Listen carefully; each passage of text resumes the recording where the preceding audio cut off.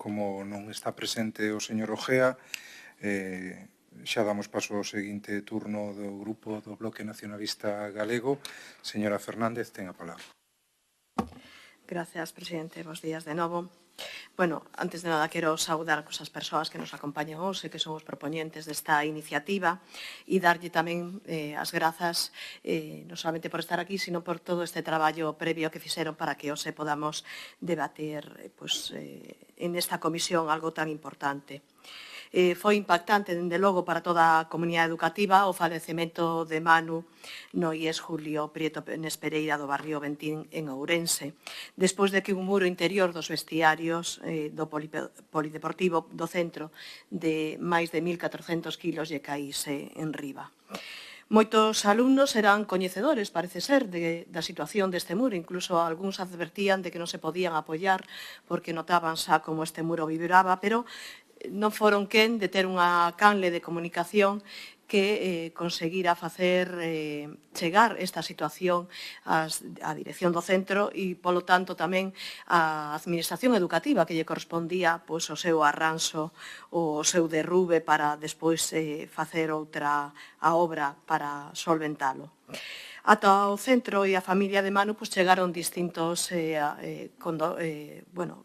as condolencias do presidente da Xunta, do conselleiro de Educación, da Deputación de Ourense, da ministra de Educación, do delegado do Goberno en Galiza e outros cargos políticos que sentían evidentemente profundamente todo isto que acontecera. Pero o certo é que ata agora non hubo ningunha administración que pusera remedio a que isto non volva a suceder. Dende o BNG plantexamos hoxe dúas medidas básicas que consideramos fundamentais para que isto non aconteza. A primeira sería que existe un acordo dende o ano 2006 entre a Consellería de Educación e os concellos onde se fixan que as obras, por exemplo, de mantemento e conservación dos centros públicos de infantil e primaria correrían a cargo dos concellos. Este acordo debe ser revisado. Entendemos que a FEGAM está tratando de conseguir unha reunión onde se poñan en riba da mesa distintas competencias, non solamente educativas, sino de outras índoles, e este sería unha prioridade, dende logo, a ter en conta. Pero é certo que a última reunión iba a facerse no mes de decembro, foi adiada, e hasta o momento, hasta o día de hoxe, non foron quen de por outra data. E, en segundo lugar, a Consellería, as competencias que ten a Consellería, que se deben asumir aquelas obras nos centros educativos que son de reforma, de ampliación, de eficiencia enerxética, peches perimetrais, instalacións técnicas como serían as tubases de saneamento, electricidade, abastecemento de agua, digitais, comunicacións, etc. Así que está claro que se cada administración educativa, xa sexa a local ou a autonómica, fixera o seu traballo de xeito áxil, as instalacións das escolas estarían en mellor estado e, habería menos oportunidade, digamos, de que estes acontecementos nefastos aconteceran.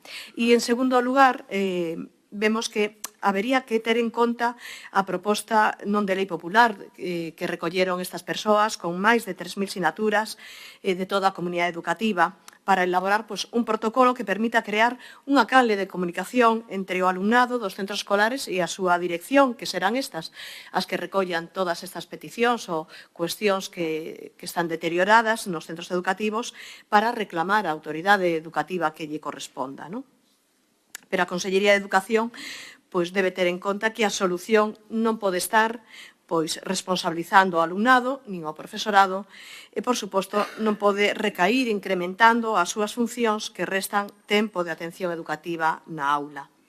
Convido, hoxe, a que se reflexione por parte da Administración Educativa, da Consellería de Educación, a que sexa esta que teña a obriga de comprobar periódicamente as necesidades de cada unha das escolas e institutos para realizar así un inventario que diga todas aquelas cuestións que se deben reparar, modificar ou incluso construir de novo para planificar de cara ao verán que se podan facer cando o alumnado, o profesorado e demais non están dentro da zona educativa.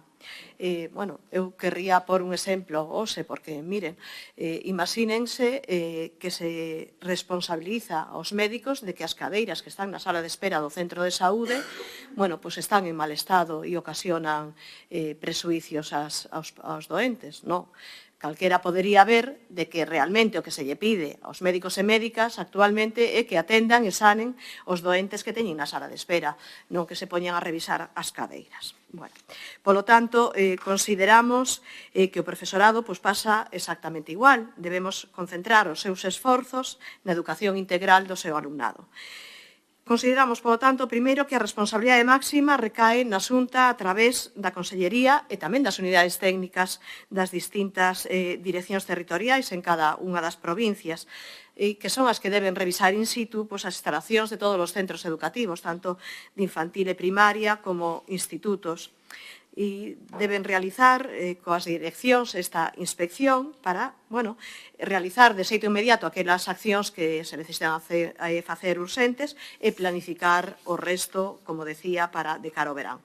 En segundo lugar, pois tamén propoñemos e poñemos enriba da mesa a creación do seu propio servizo de prevención de riscos laborais a efectos de revisión das instalacións docentes para garantir a seguridade dos seus traballadores e, polo tanto, pois tamén das persoas usuarias dos mesmos. Este servizo debería estar en condicións de proporcionar á Xunta de Galicia o asesoramento e o apoio en función dos tipos de riscos que se trate. E, en terceiro lugar, pensamos en que o alumnado poida e debera participar neste cometido advertindo daquelas zonas ou espacios deteriorados que poden ser un risco para eles. Dende os centros escolares deben dirixir ese protocolo a unha comunicación directa entre o propio alumnado e os seus representantes, por exemplo, nos consellos escolares que existen en secundaria e en etapas posobrigatorias, incluindo un punto na orden do día, como propoñen eles na súa proposición, para chegar todas estas cuestións que lles preocupan, e así, deste xeito, desde a dirección que se transmita á Consellería de Educación. E naqueles municipios, incluso, onde exista este foro tan importante como é o Consello da Infancia, que un dos temas principais que se podan tratar e que se fagan chegar a través dos concellos, sería este. E en ese foro, sí que participan tamén o alumnado de primaria. O importante de todas estas posibilidades de canalizar o coñecemento do alumnado sobre aquelas zonas ou espacios dos centros educativos que teñen ese perigo inminente para as persoas usuarias é que sexa escoitado realmente por alguén. E, en este caso, eu penso que a escoita é fundamental por parte de calquer docente, calquer profesor, a dirección calquera, calquer alumno ou alumna que perciba que hai un perigo inminente no seu centro educativo, eu creo que calquer docente no centro educativo, calquer persoa que traballe ali, incluso a dirección do centro, como digo, pode ser esa canle de comunicación e debe ser de xeito inmediato, non se ten que pôr ningún medio por medio. Ten que rematar, señora Fernández. Deste xeito, dende o BNG temos claro que isto non pode volver a acontecer.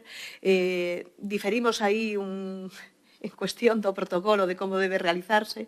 Non quisemos presentar ninguna emenda para que a iniciativa vaya adiante. O que sí pedimos é que si se asume por o Partido Popular, que entendo que deberá facerse, que teña en conta esta reflexión que eu fixen hoxe para que o protocolo quede adaptado realmente ás competencias que ten a Consellería. Eso creemos que é fundamental e que teña que participar o alumnado tamén sería interesante. Gracias.